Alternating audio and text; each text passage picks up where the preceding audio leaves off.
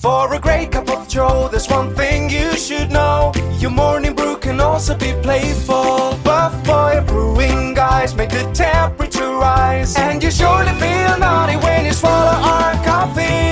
If you want some real heat, give your mouth a fine treat. You will want some more, rest assured. Buff Boy Brewing, you can't get enough of. It's time for The Scribble, your weekly fix of celebrity chats, bizarre stories in the news, and basic random chatter with best-selling author and syndicated radio host Jeremy Bradley. Make sure your seat is in the upright and locked position and your barf bag is securely in place.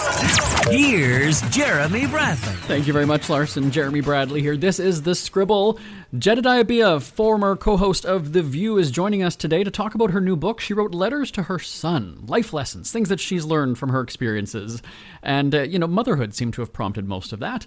And she also had a very combative segment on The View last week talking about the book. Well, I'm going to talk about The View segment and the book with Jedediah right after this. Who are the Kardashians feuding with now? What did that little thug Justin Bieber do this time? Who's getting hitched? And who's headed for Splitsville?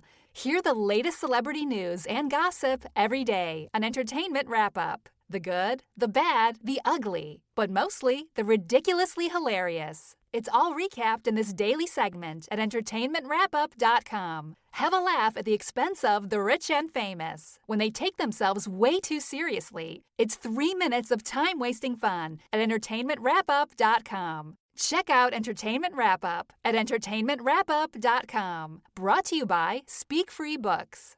Isn't it crazy that you wait for payday, but before you know it, you're strapped for cash again? It's time to stop blowing your money and become a smart spender with the book, The Official Guide to Being an American Cheapskate at cheapskatebook.com. Learn simple ways to cut costs at home every day and during special times of the year. Don't go broke at Christmas. Don't remortgage the house for a fancy vacation. The book is filled with tips to save you money throughout the year. Check out the best-selling book, The Official Guide to Being an American Cheapskate at cheapskatebook.com or on Amazon and iTunes. She's done a lot of reflecting on her life, and it sounds like motherhood prompted a bunch of it, and a new book is the result. Jedediah Bila is joining us on the line to talk about Dear Hartley. Hello, Jedediah. Hi, how are you? It's great to be here, and thank you so much for having me. Well, thanks for joining me. I've got to say, in my 18 years of broadcasting, there are two things that I stumble with saying. Saturday Night Live, and Jedediah Bila. But look at me overcoming today. Look at that. You know what's so funny? We did a lot of segments this week, and everyone was worried about saying my first name wrong, and then got my first name and then said Bila. And I was like, oh, you almost had it. But good job. Well done. Thank you. See, look, we're both growing, right? Look at that. There you go. You with the book and me with that. So this is an interesting, I'm going to say story, because it's letters written to your son to help him get through life based on your, well, you explain the purpose and the meaning of the book and why you wrote it.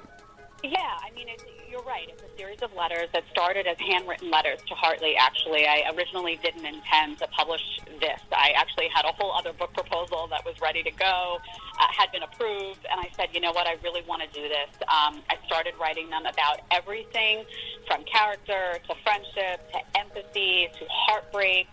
And I really just chronicle a lot of my life, mistakes made, lessons learned, things that I really wanted him to know that he could revisit throughout his life. You know, obviously he can't read right now. He's only 2 years old. But I was thinking, you know, when he's 10, when he's 15, when he's 30, he can revisit a lot of these lessons. And, of course, he'll be making his own mistakes, as we all do. Mm-hmm. But in terms of navigating the ups and downs of those decisions and just feeling like he needed some sense of an anchor throughout his life, maybe he may not want to talk to me in those moments, but he certainly may want to feel like he has some guidance. So they started as letters to him and really became letters for us all.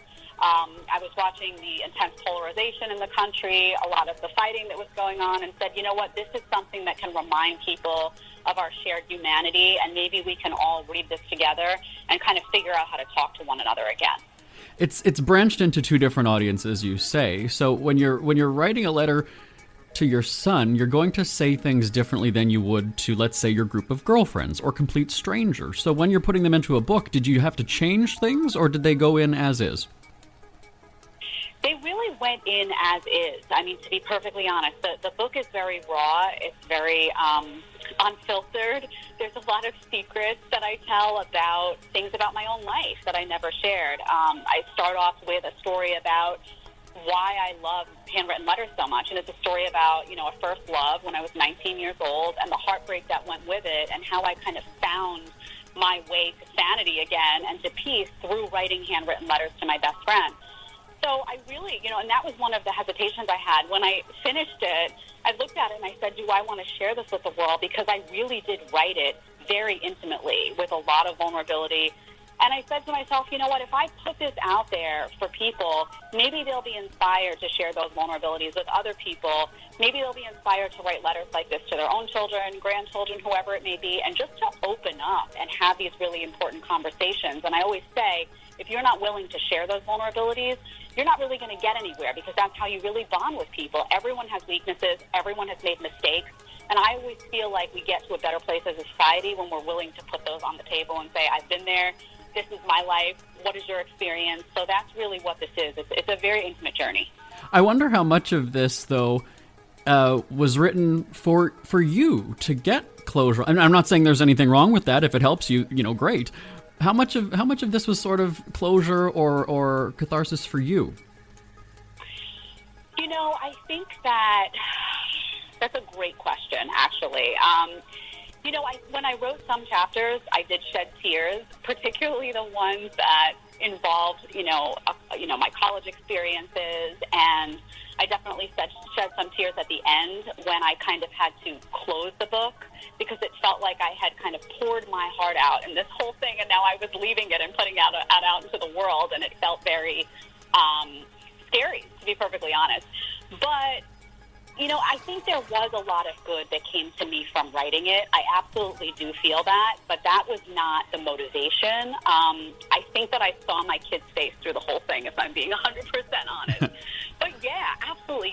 When you write stuff down and you're sharing your heart and sharing your life, I think there is a lot of catharsis that comes from that. It's kind of like journal writing. Everyone who's gotten involved in journal writing kind of feels like they get closure on issues, they see them differently. And that was kind of the point, right? If I could walk through this and I could illuminate those lessons and even be a better person as a result of writing this book and sharing those things that I had never shared before, I'm going to be a better mom. I'm going to be a better friend. I'm going to be better to Hartley. And I want him to have that openness with me in terms of a relationship. I don't want him to feel like it's one-sided. I want him to be able to come to me and share something he's going through and have me in return share something, hey, this happened to me when I was 15 years old, and I really want that openness. And the only way to really do it was for me to lead on that, and that's the kind of relationship I have with my parents, so I really wanted that for him. There is something about writing a letter, as you say, and something that, I don't know that I've shared this story on the air, but something that we do in our house on every November 11th is we sit at the coffee table and we handwrite letters to the troops. And we send pictures of the dogs, and they make paw paintings, and we actually write the letters from the dogs on loose leaf sheets. And there's just something so fun about it's like 2 hours. Your hand gets numb, right? Because we don't all write nowadays. We all type. But there's just something about putting that pen to the pen to the paper and writing that is so cool. Yeah, you're right. And I love that story about the dogs. We also have a dog, Daisy, here, who's a huge part of our family and a huge part of Hartley's life. I think you're right about things being handwritten, and I've always been a fan of everything being handwritten. I'm a little retro because I don't love, I'm not a huge person when it comes to technology. My last book was #DoNotDisturb, so you can get a sense of that from there. But yeah, and that was one of the things when I wrote it, and really a bulk of it was handwritten first. You really are inclined to reveal more because it feels very intimate and it feels very safe and it feels very personal. When I went and moved that over to a computer setting, I was like, oh, wow. Had I started on a computer, I don't know if it would have been the same level of intimacy. So I'm glad I did it that way, actually, especially for a book like this. And I totally get what you're saying. And I think that's an amazing That's an amazing thing that you guys do with the dogs and the prints. I absolutely love that. And what's really cool though is with the timing, they actually get replies back. The dogs get mail around Christmas time. That's actually when the replies come back, and they get pictures of dogs and from the military bases. It's really fun. That's great. They need something to open too, right? I mean, Daisy has her stocking, so I totally get it. Yeah. I love it. So, two things on this one. How would you describe this book to Hartley in one word? And after he reads it, how will Hartley describe the book in one word? I would describe it as just one word would be conversation. And that's one of the themes that runs through it, is just talking to people again and being able to sit in rooms full of people who see the world really differently from you, and just having that really important conversation. I don't know how he'll describe it to someone else. I think he'll maybe say it's really personal. It talks about our family, our holiday traditions, conversations I had with my mom and dad, some that went really well, and I even share some conversations that happened that didn't go so well. I share regrets when it comes to decisions I made about work and jobs that I should have said no to but said yes, and jobs that I should have said yes to and said no. So it's very, very personal. I think he'll find it really personal, but I don't know. I think it remains to be seen. I'll definitely get back to you guys when he can read and when he can appreciate something like this and let you know. And I'm very curious how the readers receive it as well. I wrote this for students, for parents, grandparents, aunts, uncles, even if you don't have children, but, you have someone in your life of the next generation that you just want the world to be better than it is today. There's a lot of fighting going on. There has to be a better way to deal with issues than what we're doing right now. Of course, it's all fueled by social media and cable news and all that stuff, but at the end of the day, when the holidays come and when moments of togetherness come, we all sort of remember for a moment that we're all still people. I'm trying to carry that through and hold on to that even when you fiercely disagree with someone else. Would you have wanted the solutions or the answers to some of these moments then, or does figuring it out later help you grow as a person? Like, is there one moment where you can say, I wish I knew that then, and then one moment where you'd say, I wanted to learn that as an adult because that helped me grow? I wish I knew. When I was younger, I really wanted to be an actress. That was my passion. I was very shy, so I was kind of a coward, honestly, and I remember going out to LA. I talk about this, and a couple of times really having opportunities extended my way that could have been promising. Who knows? I mean, it's a very tough business. Who knows what would have manifested? But I chickened out, and I wish I would have known, then, just do it. Just try it. If you fail, so what? You'll be able to say to yourself, oh my gosh, I gave it my all.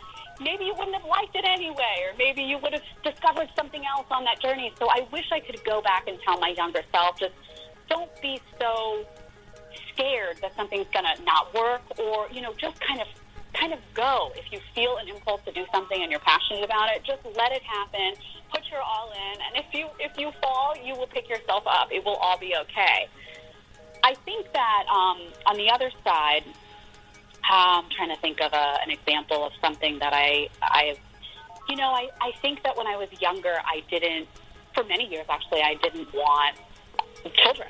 I talk about that in the book too. I say, I didn't know if I'd be a good mom. I didn't know if being a mom was for me. I had a lot of, fears about that. And I waited, and I'm glad I waited, because I waited and I wasn't in the right place in those moments in my 20s. Me personally, I know there's a lot of people that are, but I wasn't in the right place for this journey. This journey came to me with the right person at the right time, when I was in the right head for it.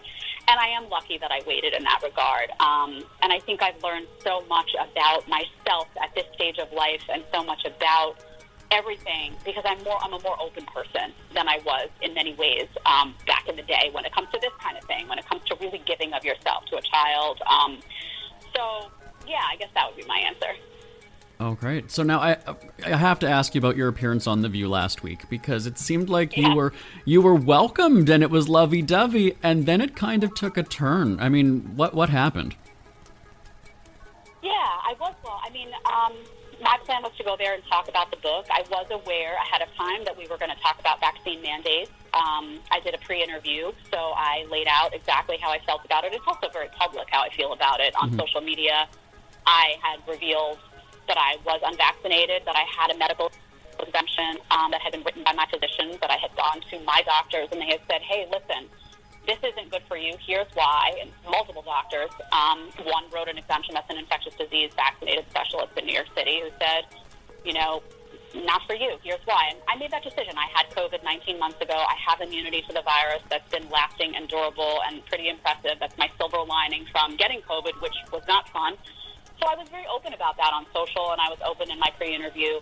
So I was excited to go on because I felt like, you know what, I think this is an important conversation. A lot of people in the country feel the way they do, and a lot of people in the country feel the way I do. So let's talk it through. We did a question on the book that Sarah asked, which I was grateful for, and then it got very heated. I was essentially labeled as misinforming the public, essentially for just giving CDC data. Which is that if you are vaccinated, you can get COVID and you can spread COVID, and we know that there are a lot of breakthrough infections that have happened around the country, hundreds of thousands of them actually. And I was really not talking about the vaccine. I was talking about the mandate. So my point, and I made it very clear, is I'm not anti-vax. My child has received other vaccinations. My parents were vaccinated. For COVID-19, I actually made those appointments for them. My position was I want everyone to make their individual decision, because when it comes to health, everything is personal. My situation was unique. I went to my doctors. I want to feel empowered by my own decision-making and the advice of my doctors to make the right decision.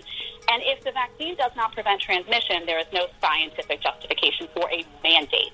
Not for a vaccine. If people want to get vaccinated and boosted, that's completely up to them, and I 100% support them in the decisions that they make for their health. But I also want that same kindness back at me for my predicament and the predicament of many people around the country. So it's sad to me the way that it went down, because I was cut off, I wasn't able to speak, and I was left feeling if you didn't want this viewpoint on air, you should have just not invited me, right? Because we went through a whole pre-interview. I didn't provide any surprises. This is how I feel. So it was really bizarre. I think I feel like kind of odd about the whole thing. I don't know what their perception is of how it was going to go down, but I was hoping for a real conversation. And if you have a problem with what I'm saying on air, that's totally fine. Tell me why I'm wrong. Let's talk about it. And one thing I will say is I heard from a lot of people in their audience. Some agreed with me, some thought very differently, but all of them said, I wanted to hear that conversation play out on television. It's important. I want to know why she feels the way she feels, and I want to know why someone else would say that's not the right way to look at it, X, Y, and Z. Because I think that has a domino effect out, and it sends a message to people at home. Talk with people who see this issue differently at your dinner table, at your family gatherings, on the phone, if you're doing virtual gatherings, whatever it is that you choose to do in your house, this conversation's not going away, so let's just have it. So that's my takeaway. And I agree with you. I mean, I'm fully vaccinated, but I'm one of those people who I don't use the platform to tell people what to do. I'm on your side. Do your research. I'm not a doctor. Don't listen to me. I'm not telling you what to do, right? And to me, that segment, I did see it. It seemed almost kind of ambushy. Let's get all the lovey-dovey book stuff out of the way and then go in for the kill. And it's like you're one of them. You were, right? You've got the legacy with the show. It just kind of seems like they turned on you. I mean, have you talked to any of them since? What's happened since then? I haven't. And it's funny because I do consider them all, we had a very good relationship when I hosted there. In fact, I had done the podcast with Sunny recently and talked about how, there were some executives there that were not great and made the environment, not fun in many ways. But the cast and I got along fantastically. The EPs, everyone who's there now, the people who work behind the scenes, great relationship. The segment producer who actually, did this segment, his name is Jason. He's wonderful. He's a nice, decent human being. I've had a great relationship with Ryan Tata for a long time. So I haven't spoken to anyone. I did speak to the segment producer afterward, Jason, and did, express, he was very kind to me, and I did express that I felt like it was kind of sad and disappointing because I really was there for a conversation, and I do know them. Sunny was at my wedding. I mean, these are people who, Sarah endorsed the book, so I think I was left feeling like, why was I there? Was I there for that moment? If it happened that way, I hope not. Was I there?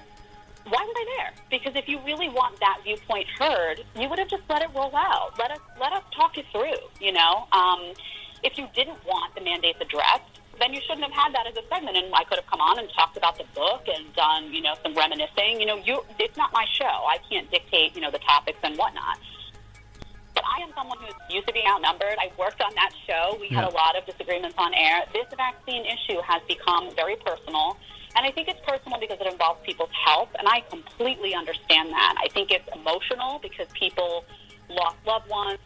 People got sick themselves. I got sick. My husband got sick. My baby was exposed. I know people who lost their lives. I know people throughout this lockdown who lost their businesses. I mean, we have friends that, didn't come from money, worked their whole lives to start a business, lost everything because of lockdown. So this is an emotional issue from many different angles. I want to be compassionate to that, but I also want to be heard, and I also feel for nurses and doctors who worked in the trenches helping people to get better, got COVID, recovered, have immunity, and are getting fired.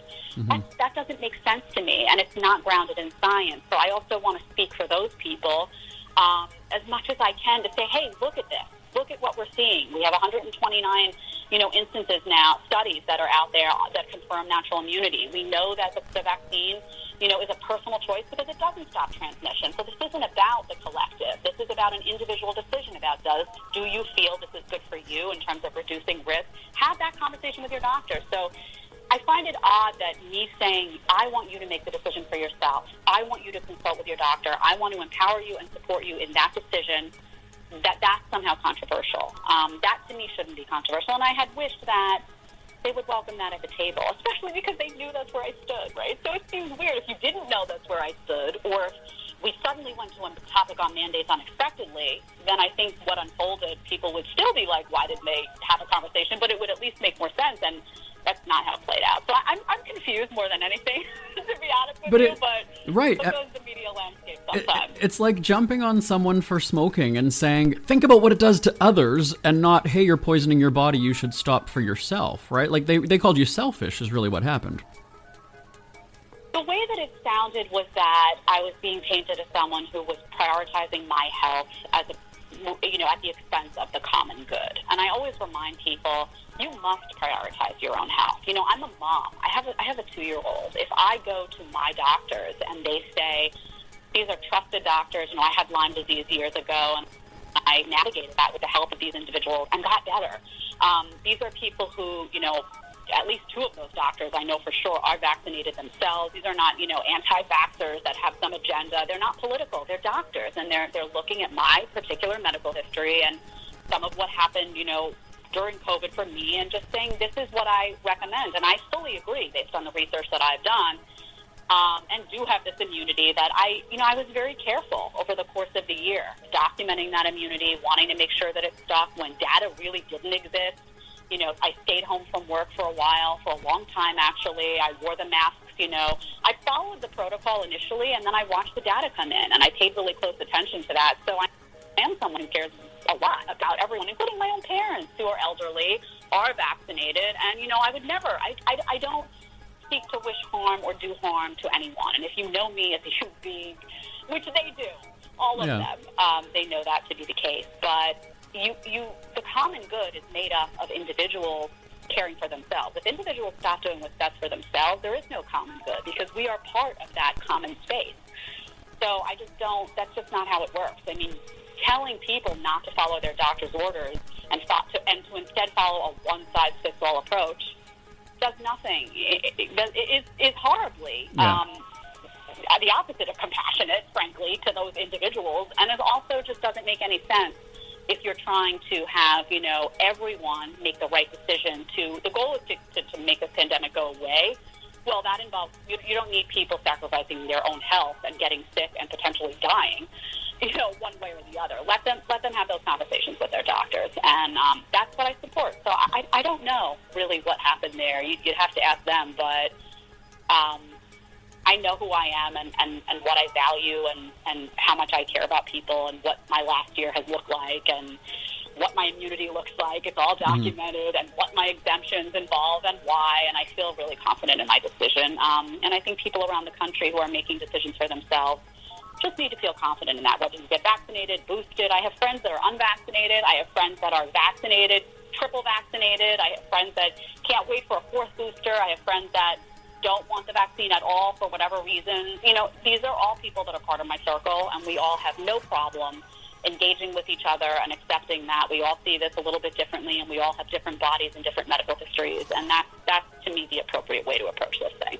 Absolutely. And, you know, we're 15 minutes over. It's wrapping up on my screen here like it's the Oscars. Wrap up. But one quick point. I've kept you too long. One more quick point that me as a journalist for so many years and as an entertainment reporter, when your segment, when it said, let's address the elephant in the room, that struck me as odd because that would not have been an elephant in the room to the viewers or to the audience. That seemed like it was something internal. It seemed like some sort of bitterness or hostility towards you there. What are your thoughts? I don't know. It certainly wasn't. I had announced that I would be remote. Right. I had. You can go on Twitter and see a whole thread where I say, like, hey, I'm not vaccinated. I have a medical exemption from. I explain the whole thing. I say there are some studios that I won't be able to be in person because they have put a mandate out and they're not accepting, you know, COVID testing, and they're not accepting any. You know, I had also volunteered to test. In fact, I had an appearance scheduled in October to host, and at that point with Disney, there was a medical exemption that was, they said, you would be fine, your medical exemption is fine, we have to COVID test you, and I said, fine. They came and tested me, I COVID tested negative, as I would expect to, and then they called me the next day and said, oh, wait a minute, there's a new mandate in place. So this was not, to me, I mean, it was pretty obvious why I wasn't there, so what I would have appreciated is just like, hey, Jed's not here, she's made this personal decision, you know, with her doctors to not receive this vaccine. And that's really it. There's no story there. And then let's hear what Jed, you know, we're going to talk about these mandates, and let's hear a different perspective than what we have and where that's coming from. And then feel free to challenge me by all means. But, you know, you can't challenge people's decisions when it's, you know, my doctors somehow are, am I supposed to listen to political pundits, politicians, corporate bureaucrats over my own physicians? That's just silly. So I don't know why it was phrased that way. Maybe they felt that their audience wasn't aware for whatever reason of why I would be at home, but I don't know. I can't really speak to that. We've got to go. I could talk to you all day. One quick thing. If you could go back and give yourself advice before, because it ties back to what the whole book is about. If you could give yourself some advice before that appearance of The View, what would you tell yourself? I would tell myself to do exactly what I did, which is to go on.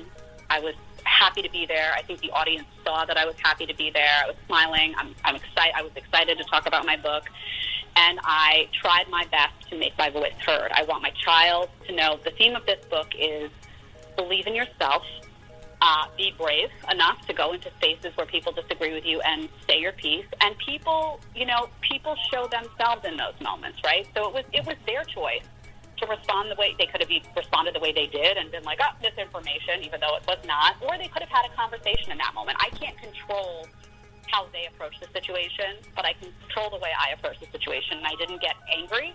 I didn't yell and scream. I didn't try to shut them down. In fact, I really wanted to hear more about why they felt I was wrong so that we could have that very public, very important conversation for the country. So I wouldn't do anything differently. What I would remind myself is, you know, when I got out of the segment and I was like a little confused, this is going to happen in media sometimes, and sometimes what you anticipate is not how it goes, but be yourself. I feel like my kid would be proud in that moment of me having the guts to speak my mind, and I want him to see that. I want him to see you go into spaces and be respectful. The whole book is about respectful exchange of ideas in a free-thinking society. Really, that is the backbone of the book. So it was kind of ironic that I show up to talk about that, and it's like, shut down, you know? But that's a message, too, about what spaces look like in media today, what can be better, how we should do better, and don't shy away. You know, I would never shy away from a difficult discussion, even if I knew it was going to go that way. It's just these topics are just too important. Well, this is going to be awkward because I got to shut you down, but it's because we've gone 20 minutes too long, okay? It's nothing. We had a great conversation, so I totally get it. Thank you so much. And we loved having you here, unlike those other... Well, anyway, it's just... the book is called Dear Hartley. The mom is Jedediah Bila. Thank you so much for joining us. Wonderful chatting with you, Jed. Thank you. Thank you so much. I appreciate it. Ever had something to get off your chest but never had the balls to say it? That's a load of crap. SpeakFreeWithJB.com is exactly what you've been waiting for. Your chance to tell it like it is and not care what anybody else thinks. Have your say on issues of the day. Join newspaper and radio columnist Jeremy Bradley as he tells it like it is. Hundreds of thousands of people have stopped by, including some well-known celebrities who have had a chat with JB and speak candidly about what's really going on in the world. You can join them too. Have a rant or a rave. Be brave and head on over to www.speakfreewithjb.com now. Thanks, Jed. We're out of time. My name is Jeremy Bradley. This is The Scribble. Talk to you next time. Bye-bye. Want more Scribble? Check out thescribbleshow.com for past shows, celebrity interviews, cheapskate tips, and more. That's at thescribbleshow.com and on Twitter at The Scribble Show. The Scribble is a Speak Free media presentation. If you want some real heat,